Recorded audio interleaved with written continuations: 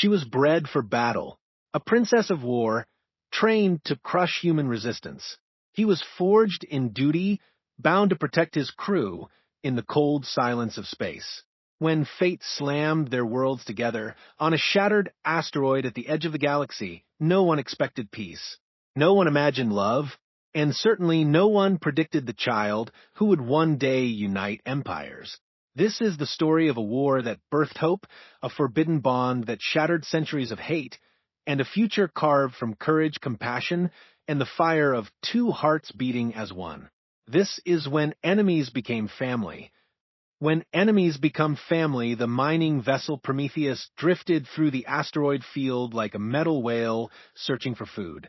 Commander Sarah Chun stood on the bridge, watching her crew work with the precision that came from 3 years of deep space mining together.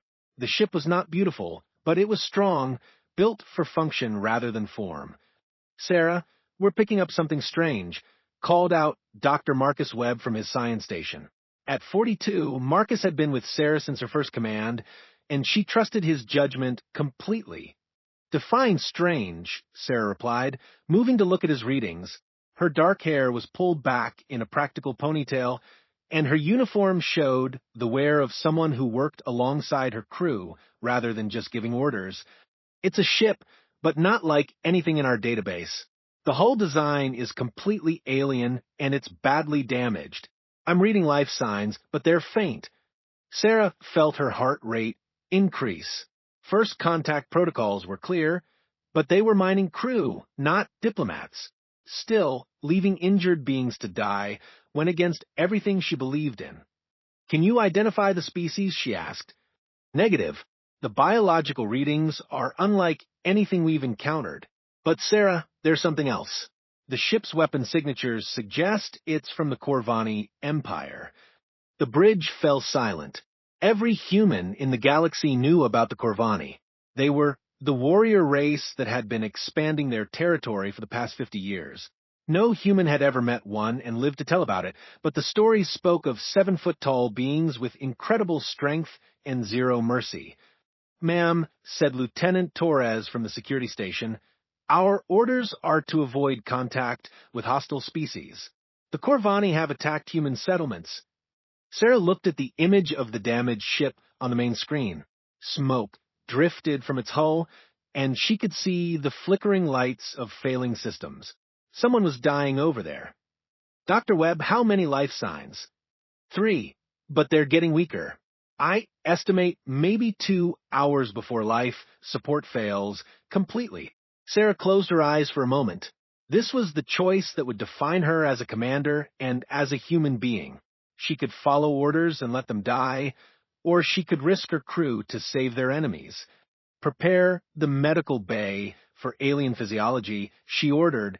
"Torres, arm the security team, but keep weapons on stun. We're going to offer assistance." "Sarah, are you sure about this?" Marcus asked quietly. "No," she admitted, "but I'm sure about who we are. We don't leave people to die, even if they're supposed to be our enemies." The rescue operation was tense. Sarah led the boarding party herself, wearing full environmental gear. The Corvani ship was filled with smoke and the smell of burning electronics. Emergency lighting cast strange shadows on the walls. They found the survivors in what appeared to be the bridge. 2 were clearly dead, but the 3rd was still breathing. Sarah gasped when she saw the alien for the first time. The Corvani was indeed tall, probably close to 7 feet, with skin that had a slight golden tint. But it was the face that surprised Sarah most. Despite the alien features, there was something beautiful about the high cheekbones and the way the being's silver hair fell across her shoulders. This was clearly a female, and she was dressed in elaborate armor that suggested high rank. "She's badly injured," reported Dr. Webb, running his scanner over the unconscious alien. "Internal bleeding, possible concussion, and severe burns on her left arm.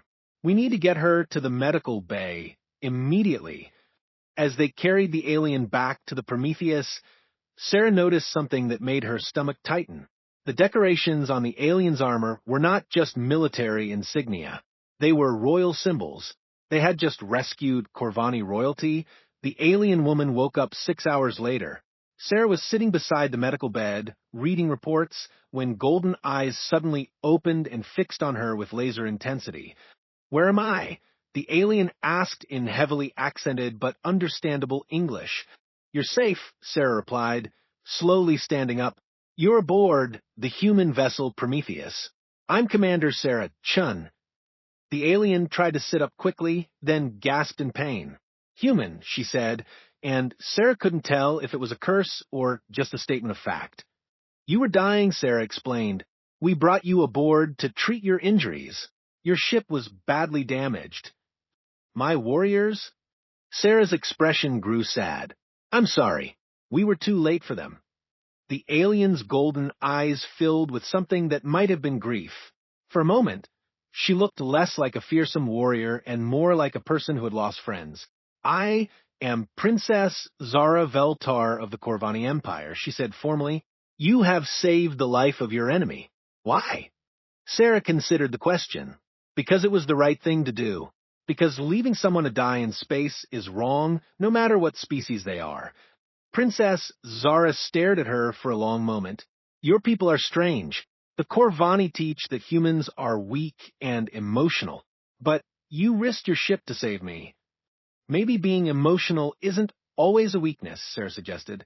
Over the next few days, Princess Zara recovered her strength. Sarah found herself spending more and more time in the medical bay, talking with the alien princess. She learned that Zara had been leading a patrol when they were attacked by space pirates. The Corvani Empire was not as united as humans believed, and there were factions that opposed the war with humanity. "My father, the Emperor, believes that conquest is the only way to ensure our survival," Zara explained during one of their conversations. "But I have seen what war costs. Good warriors die, while politicians make speeches about glory." "Is that why you were so far from Corvani space?" Sarah asked. "I was investigating reports of pirates attacking our outer colonies. The High Council believes it is human raiders, but I suspected otherwise. The attack patterns were wrong for your people." Sarah raised an eyebrow. "You seem to know a lot about human tactics." "I have studied your species extensively. Your military history is fascinating. You win battles not through superior strength, but through clever thinking and working together. And what do you think of us now that you've met us?" Zara was quiet for a moment. "I think the High Council is wrong about many things." On the fourth day, alarms began ringing throughout the ship. Sarah rushed to the bridge to find her crew at battle stations. "Report," she ordered. 3 ships approaching fast, called out Lieutenant Torres. "They're not broadcasting identification, but the weapon signatures match those we found in the princess's ship data." "Pirates," Sarah realized. "They must have tracked us here." Princess Zara appeared on the bridge, moving stiffly but with determination. "Those are Kresh raiders. They are the ones who attacked my patrol." "You should be in the medical bay," Sarah said. "I can fight," Zara insisted, "and I know their tactics." The battle was fierce.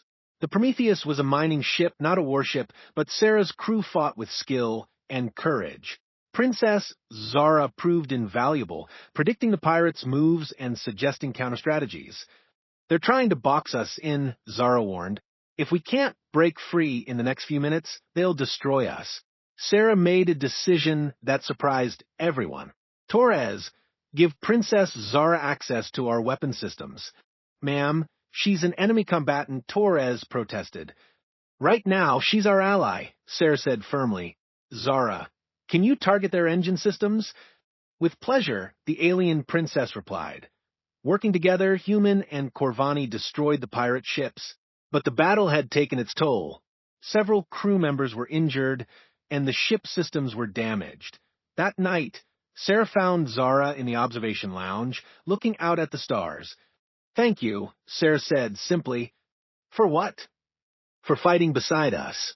For trusting us with your knowledge." Zara turned to face her. "You saved my life. Honor demanded that I return the favor." "Is that all it was? Honor?" The alien princess was quiet for a long moment. "No," she admitted. "It was more than that. You and your crew, you fight for each other. You Risk yourselves to protect the weakest among you. This is not weakness, as we are taught. This is strength. Sarah moved to stand beside her at the window. What will you do now? We can take you to the edge of Corvani space. I do not know, Zara said, honestly. If I return, I must report that humans are not the monsters we believe them to be. The High Council will not want to hear this. And if you don't return, then I am a traitor to my own people. Sarah felt an unexpected surge of protectiveness. You could stay here, on my ship. Zara looked at her with surprise. You would trust me that much? I've seen who you really are. You're not my enemy, Zara. You're someone who cares about doing the right thing, even when it's difficult. The moment stretched between them, filled with possibilities that neither had expected. Sarah realized that somewhere in the past few days, she had stopped seeing Zara as an alien and started seeing her as a person. A person she was beginning to care about deeply.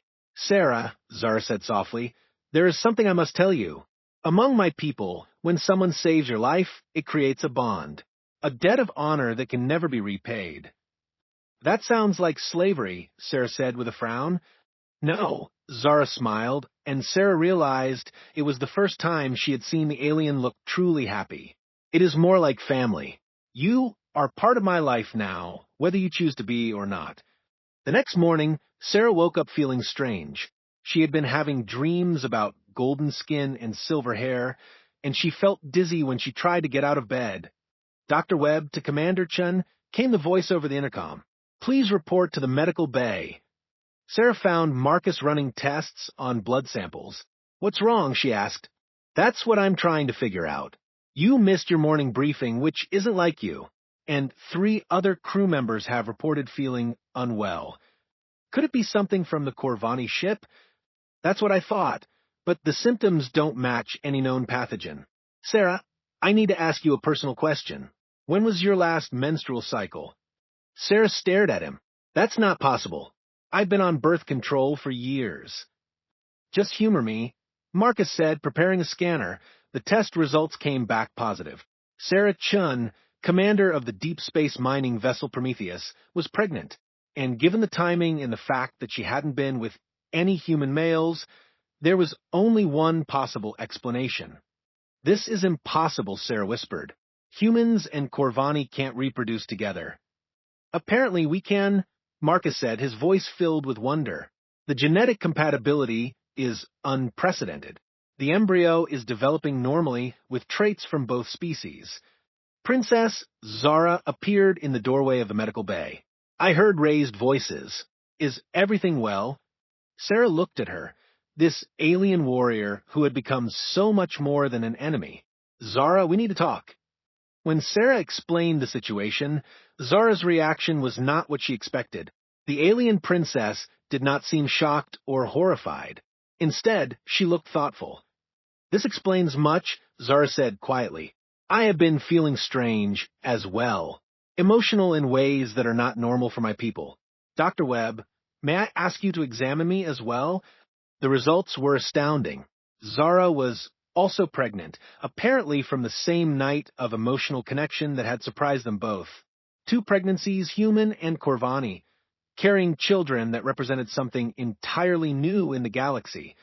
This changes everything, Sarah said, her hand moving instinctively to her stomach. Yes, Zara agreed. It does. The question is, what do we do now? Sarah looked at the alien who had become her partner, her friend, and now the mother of her child. We face it together. Whatever comes, we face it together. Outside the medical bay, the stars continued their eternal dance, unaware that something unprecedented was growing in the depths of space, something that would change the relationship between 2 species forever.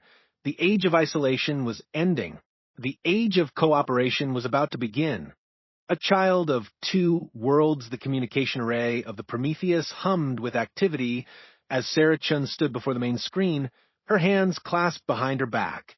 3 weeks had passed since the discovery of the pregnancies, and word had somehow leaked to both the human and Corvani governments. Now she faced a panel of Earth Alliance admirals whose expressions ranged from curiosity to outright hostility. Commander Chun said Admiral Harrison, his weathered face stern on the screen. "The reports we're receiving are difficult to believe. You claim to be carrying the child of an enemy combatant." "With respect, Admiral," Sarah replied, "Princess Zara is not our enemy.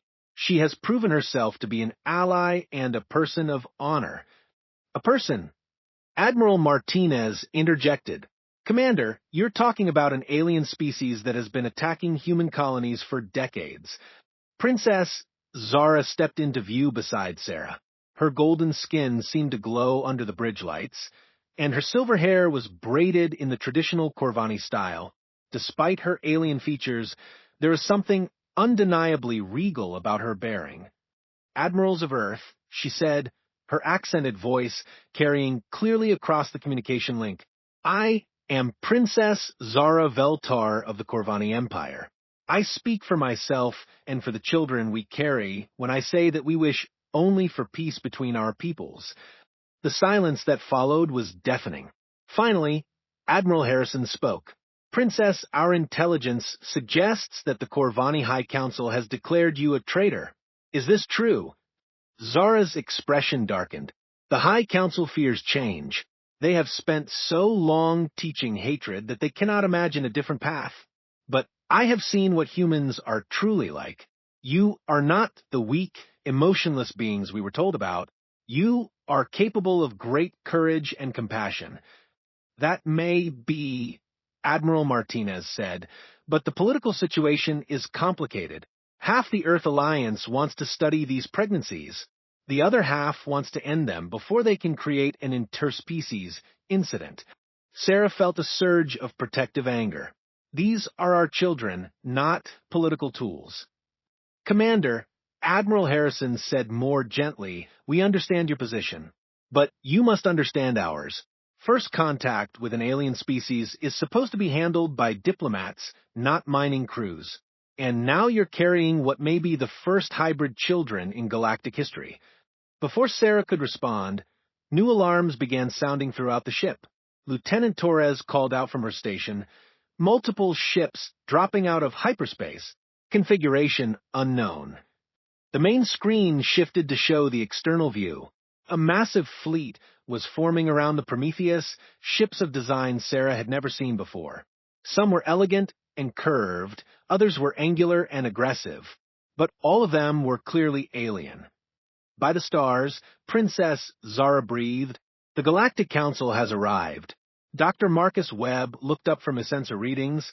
"I'm counting at least 30 ships from a dozen different species. Sarah, we're surrounded." The communication system crackled to life with a new voice, deep and resonant. "Vessel Prometheus, this is Ambassador Nex of the Tolarian Federation. We represent the Galactic Council of Allied Worlds. We request permission to board your ship." Sarah looked at Zara, who nodded grimly. "We don't have much choice," Sarah said. "Permission granted, Ambassador." The being that materialized in the Prometheus transporter room was unlike anything Sarah had ever imagined. Ambassador Nex stood 8 feet tall, with skin that seemed to shift between blue and green in the light. His elongated head was crowned with what looked like living crystals, and his eyes held the wisdom of centuries. "Commander Chun, Princess Zara," he said, inclining his head respectfully, "I bring greetings from the Galactic Council. We have come because your situation has implications far beyond your two species." "What do you mean?" Sarah asked. "For over 1,000 years, the galaxy has been divided into separate species, enclaves. We trade, we fight, we negotiate, but we remain fundamentally separate. Your children represent the first successful interspecies breeding in recorded history." Princess Zara stepped forward. "Ambassador, with respect, why should that matter to the Galactic Council?" "Because it proves that the barriers between species are not as absolute as we believed. If humans and Corvani can produce viable offspring, it suggests that other species might be capable of similar unions. This could change the fundamental nature of galactic civilization." Over the next few hours, Sarah and Zara found themselves in a series of meetings with representatives from various alien species. Each had their own perspective on the situation. The Zephyrians, graceful beings with translucent skin, saw the pregnancies as a sign of hope for universal peace. The Kortak, a militant species with armored hides, viewed them as a dangerous precedent that could weaken species identity. The Melody, who communicated through harmonic vibrations, seemed to find the entire situation fascinating from a scientific perspective. "This is exhausting," Sarah said during a brief break between meetings. She was beginning to show the early signs of pregnancy, and the stress was taking its toll. "It will get worse," Zara warned. "My people have not yet arrived, but they will. The High Council will not allow this situation to continue without trying to intervene." As if summoned by her words, the ship's sensors detected another group of vessels approaching. These ships were different from the diverse collection already surrounding the Prometheus. They were sleek, powerful, and unmistakably Corvani. "Princess Zara," came a new voice over the communication system. "This is General Thane of the Imperial Fleet. By order of the High Council, you will return to Corvani space immediately." Zara's face went pale. General Thane had been her military instructor and father figure. If he was here, it meant the situation was even more serious than she had imagined. "General," she replied, "I am no longer under the authority of the High Council. I have chosen my own path." "The path of dishonor," came another voice. This one was older, filled with cold authority. "Princess Zara, I am Elder Crix of the High Council. You will submit to purification and the removal of the contamination you carry." Sarah felt a surge of rage. "That contamination is our child," she said firmly, "and I won't let anyone harm it." "The human speaks," Elder Crix said with disdain. "You have corrupted one of our royal bloodline with your primitive genetics. This abomination will not be allowed to live." The bridge fell silent. Sarah looked around at her crew, at the alien ambassadors, and at Zara. She saw fear in some faces, anger in others, but in Zara's golden eyes, she saw determination. "Elder Crix," Zara said, her voice carrying the authority of her royal birthright, "I am Princess Zara Veltar, daughter of Emperor Veltar, heir to the Corvani throne. I formally renounce my position and declare myself a free citizen of the galaxy." The shock on Elder Crix's face was visible even across the communication link. "You cannot renounce your heritage, Princess.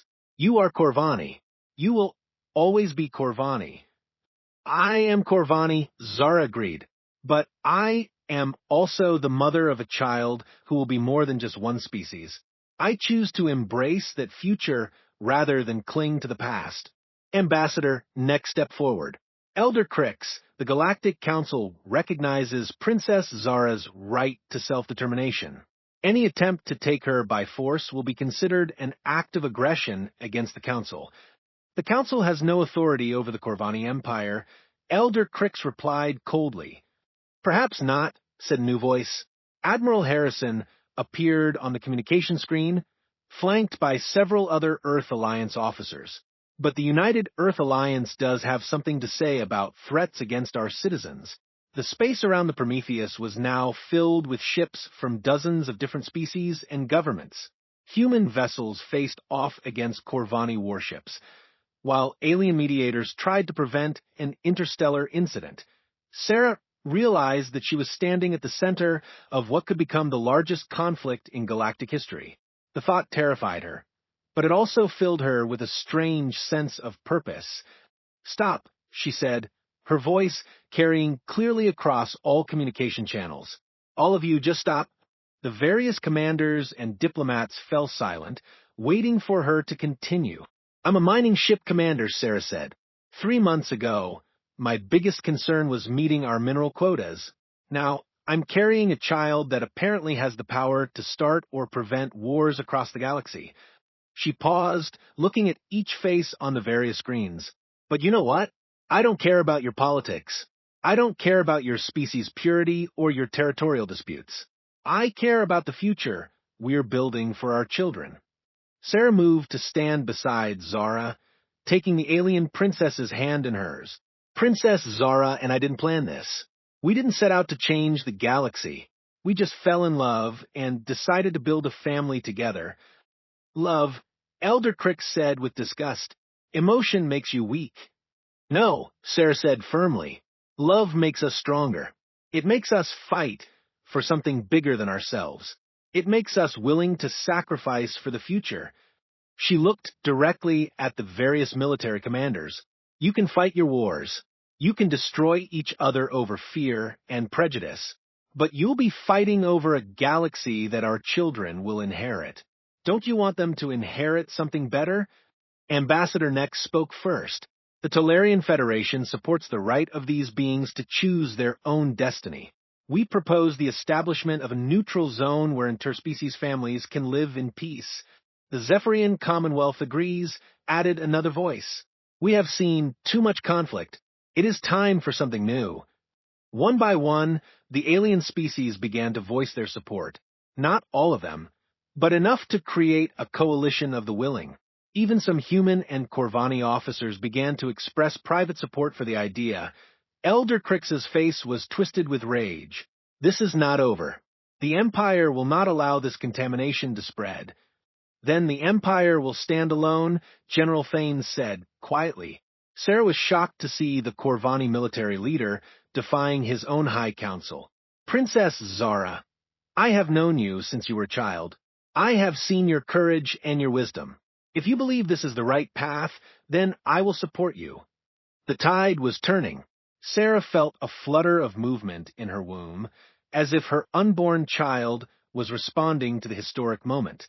Beside her, Zara smiled, her golden eyes bright with hope. Thank you, Sarah said to the assembled representatives, all of you. But there's something else we need to discuss. She gestured to Dr. Webb, who stepped forward with a datapad. Our medical scans have revealed something extraordinary. The hybrid embryos are not just viable, they appear to be developing abilities that neither parent species possesses. What kind of abilities? Ambassador Nex asked. Enhanced cognitive function, improved physical capabilities, and something we can only describe as expanded empathy. These children may be naturally equipped to understand and communicate with multiple species. The implications hit everyone at once.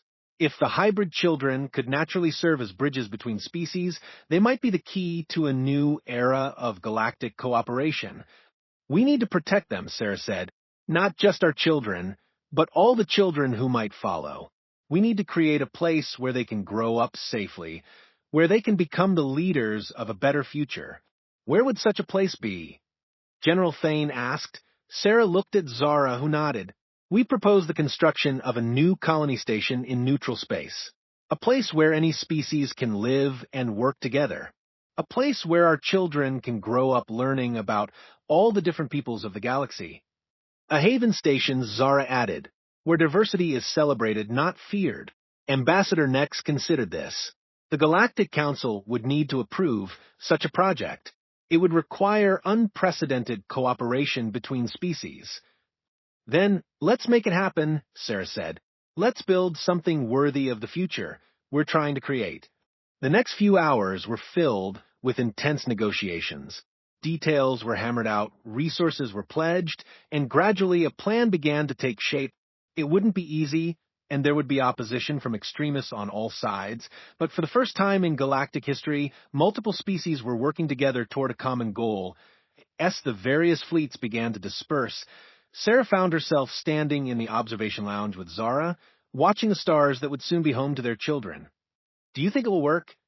Zara asked, her hand resting on her growing belly. I don't know, Sarah admitted, but I know we have to try. For them. The future was uncertain, filled with challenges and dangers. But for the first time in either of their lives, Sarah and Zara were facing that future together, with the support of beings from across the galaxy who believed in the possibility of something better. Their children would be born into a galaxy that was finally ready to change. Part 3. Hope, born among the stars 8 months later, Haven Station hung in the void like a shining jewel against the darkness of space. The massive construct was a marvel of interspecies engineering. with sections designed by humans, Corvani Tolarians, and a dozen other species working in harmony.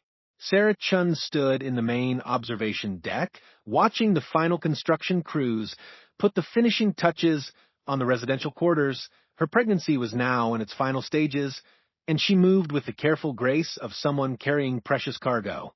Beside her, Princess Zara looked equally radiant, her golden skin glowing with health and anticipation. "The medical bay is ready," Dr. Marcus Webb reported, approaching them with a data pad. "We've got equipment from 6 different species and medical teams trained in hybrid physiology. Any word from the council?" Sarah asked. Ambassador Nex confirms that 17 species have signed the Haven Accords. The station is officially recognized as neutral territory under Galactic Council protection. Sarah smiled. It had been a long road to get here, filled with political battles and bureaucratic nightmares. But seeing the station taking shape, seeing beings from different worlds working together, made it all worthwhile. "Sarah," Zara said, suddenly gripping her arm, "I think it's time." Dr. Webb was already reaching for his medical scanner. "Both of you? The contractions are synchronized." "It appears so," Zara said, breathing deeply. "Corvani twins are always born together. Perhaps this is similar." The next few hours were a blur of activity. Sarah found herself in the medical bay, surrounded by a team of doctors and nurses from multiple species. The sight would have been frightening months ago, but now it felt natural and comforting. "You're doing great," Dr. Webb encouraged. "Both babies are in perfect position." "I can see the first crown," announced Dr. Tvara, the Tolarian physician who had volunteered to assist. "This is truly historic." Sarah gripped Zara's hand tightly. Despite being from different species, they had found that their connection during pregnancy had only grown stronger. They could sense each other's emotions, share each other's strength. Together, Zara whispered, "We do this together." The first baby arrived with a soft cry that seemed to harmonize with the hum of the station's systems. Dr. Webb held up the infant and Sarah gasped. The child was beautiful, with skin that seemed to shift between human pink and Corvani gold, and eyes that held intelligence beyond their years. "It's a girl," Dr. Webb announced, tears streaming down his face. "A perfect, healthy girl." Moments later, Zara's child was born, a boy with silver hair and features that blended human and Corvani characteristics seamlessly. The two babies reached for each other immediately, their small hands clasping together. "They know each other," Dr. Tvara observed with wonder. "The neural patterns suggest they've been communicating in the womb." Sarah held her daughter close, feeling a love so overwhelming it threatened to consume her. "Hello, Hope," she whispered. "Welcome to the galaxy." Zara cradled her son with equal tenderness. "Kai," she said softly, "bridge between worlds." The news of the successful births spread across the galaxy within hours. On Earth, crowds gathered in the streets to celebrate. In Corvani space, the reaction was more divided. But even there, many saw the children as a sign of hope for their dying empire. 3 days later, Sarah was recovering in her quarters when alarms began blaring throughout the station. She grabbed her communicator, just as Lieutenant Torres's voice crackled through. "Sarah, we've got multiple ships approaching. They're not transmitting identification, but the energy signatures are aggressive." Sarah made her way to the command center, where she found chaos. The main screen showed a fleet of unmarked vessels surrounding the station, their weapons powered and ready. "Who are they?" she demanded. "Mixed fleet," Torres reported. "Human extremists, Corvani purists, and what looks like mercenaries from the Outer Rim. They're calling themselves the Purity Alliance." A harsh voice crackled over the communication system. "Haven Station, this is Commander Voss of the Purity Alliance. You are harboring genetic abominations that threaten the natural order of the galaxy. Surrender the hybrid offspring and their parents, or we will take them by force." Sarah felt ice in her veins. These weren't politicians or diplomats. These were fanatics who saw her children as monsters to be destroyed. "This is Commander Chun," she replied, her voice steady despite her fear. Haven Station is neutral territory under Galactic Council protection. You have no authority here. The Council's protection ends when faced with determined force, Commander Voss replied. You have 1 hour to comply. Princess Zara appeared at Sarah's side, moving carefully but with determination. Despite having given birth just days ago, she carried herself with royal authority. Voss, she said, recognizing the voice. You were cast out from the Corvani military for war crimes. What makes you think anyone will follow a disgraced exile? Princess, Voss sneered, the fallen royal who sold her bloodline to alien scum. You are no longer Corvani. You are nothing. She is the mother of my child's brother, Sarah said firmly, and she is under my protection. Ambassador Nex's ship was among the first to respond to Haven Station's distress call. The elegant Tolarian vessel positioned itself between the station and the attacking fleet. Commander Voss? Nex's voice carried the weight of centuries of diplomatic experience.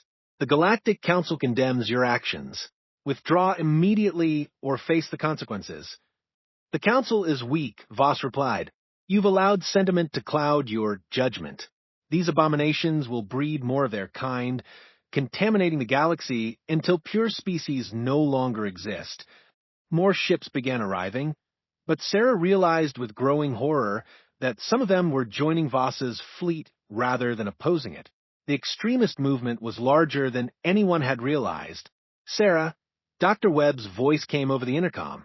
The babies are safe in the medical bay, but we need to evacuate the civilian population if this turns into a battle. Negative, Sarah replied. If we run now, we'll be running forever. This station represents the future. We make our stand here. General Thane's voice suddenly cut through the chaos. Commander Voss, this is General Thane of the Corvani Imperial Fleet. You will cease your illegal actions immediately. General, Voss replied with mock respect. I wondered when the Empire's lapdog would arrive. Tell me, do you still serve the weak Emperor who tolerates this genetic pollution? I serve the future of the Corvani people, Thane replied. And that future lies in cooperation, not isolation. The space around Haven Station became a complex three-dimensional chess game. Ships maneuvered for position while commanders tried to avoid the first shot that would turn negotiation into warfare. Sarah made a decision that surprised everyone, including herself. All ships, this is Commander Chin. I'm requesting permission to broadcast on all frequencies. Sarah, what are you doing? Marcus asked. Something I should have done months ago, she replied. Her image appeared on screens across the fleet in the station and on planets throughout the galaxy. She stood in the command center, still showing the effects of recent childbirth, but with a strength that came from absolute conviction. My name is Sarah Chun, she began. 3 days ago, I gave birth to a daughter. My partner, Princess Zara, gave birth to a son. These children are the first of their kind, bridges between species that were once enemies. She paused, looking directly into the camera. Commander Voss and his allies want to kill these children because they represent change. They're afraid that if humans and Corvani can love each other and build families together, it might mean other species can do the same. They're right to be afraid, Sarah continued, because change is coming whether they like it or not. The galaxy is getting smaller every day. We're trading with each other, fighting each other, learning from each other. We can't stay isolated forever. On the screen, she gestured toward the observation window where Haven Station's diverse population could be seen working together. Look around you. Humans working alongside Tolarians, Corvani engineers collaborating with Zephyrian artists. This isn't contamination. This is evolution. Her voice grew stronger. My daughter and Princess Zara's son aren't threats to your species. They're proof that the barriers between us are artificial. They're living examples of what we could become if we chose cooperation over conquest. Commander Voss's face appeared on screen, twisted with rage. Enough of this propaganda. You've poisoned their minds with sentiment and weakness. You want to know what's weak? Sarah shot back. Being so afraid of change that you'd murder children. Being so insecure in your own identity that you can't tolerate the existence of others. She turned to address the wider audience. I'm not asking you to abandon your cultures or your species' pride. I'm asking you to expand your definition of family, to include beings who might look different, but who share your hopes for the future. Dr. Tavara appeared beside her, carrying baby Hope in her arms. The infant looked calm and alert, her unique features clearly visible to the cameras. This child, Sarah said, gently taking her daughter, will grow up speaking human languages and Corvani dialects. She'll understand Tolarian philosophy and Zephyrian art. She'll be a citizen of the galaxy, not just one world. Princess Zara joined them, carrying baby Kai. And this child, she said, will know that strength comes not from purity, but from unity, that honor lies not in conquest, but in protection of the innocent. The two women stood together, each holding a child that represented impossible possibilities made real. Choose, Sarah said to the assembled fleets. Choose fear or hope. Choose isolation or cooperation. Choose the past or the future. The silence that followed stretched across space and time. Then, one by one, ships began changing positions. A human destroyer moved away from Voss's formation. A Corvani cruiser powered down its weapons. Tolarian vessels formed a protective screen around the station. You're making a mistake, Commander Voss transmitted to the defecting ships. These abominations will be the end of species purity. Maybe, came a reply from Captain Rodriguez of the human destroyer. But I'd rather live in a galaxy where love conquers fear than one where fear conquers everything. The Purity Alliance found itself increasingly isolated as more ships joined the protective formation around Haven Station. Faced with overwhelming opposition, Commander Voss made one last desperate gamble. If we cannot stop this contamination, he transmitted, then we will ensure it dies here. His flagship began powering up weapons that Sarah recognized with horror. They were preparing to sacrifice their own ships in a kamikaze attack that would destroy the station and everyone on it. But Voss had underestimated the determination of those who had chosen hope over fear. General Thane's ship positioned itself directly in the line of fire, while Ambassador next coordinated a defensive screen that included vessels from a dozen species. This ends now, General Thane declared. His ship's advanced weapons disabled Voss's flagship before it could complete its suicidal charge. The remaining extremist vessels, seeing their leader defeated and their cause lost, began to disperse. Some fled to the outer rim, others surrendered to the authorities. The immediate threat was over, and the aftermath. Sarah found herself in the station's main plaza, surrounded by beings from across the galaxy who had come to see the hybrid children. Hope and Kai were passed gently from arm to arm, cooed over by species that had never before shown interest in each other's young. It's working, Princess Zara said softly, watching a Corvani engineer teaching a human child how to read stellar mathematics. It's just the beginning, Sarah replied. These children will grow up in a galaxy we're only starting to imagine. Dr. Webb approached with his latest medical reports. The neural development patterns are fascinating. Both children are showing enhanced cognitive abilities and what can only be described as natural empathy for other species. They're natural diplomats, Ambassador Nex observed, gently stroking Hope's tiny hand with one crystalline finger. Born to understand and bridge differences. 5 years later, Sarah stood once again in the observation deck of Haven Station, now expanded to 3 times its original size. The station housed over 50,000 beings from 30 different species, all living and working together in unprecedented harmony. Hope and Kai had grown into remarkable children, as comfortable speaking with 8-foot Tolarians as with their human and Corvani relatives. They attended the station's integrated school, where children from different species learned together and formed friendships that would last across the stars. Mama, Hope called out, running up with her usual energy. Kai and I are building a new game. We're pretending to be explorers who discover planets where everyone gets along. Sarah smiled, lifting her daughter up. That sounds like a wonderful game. It's not just a game, Kai added seriously, his young face showing wisdom beyond his years.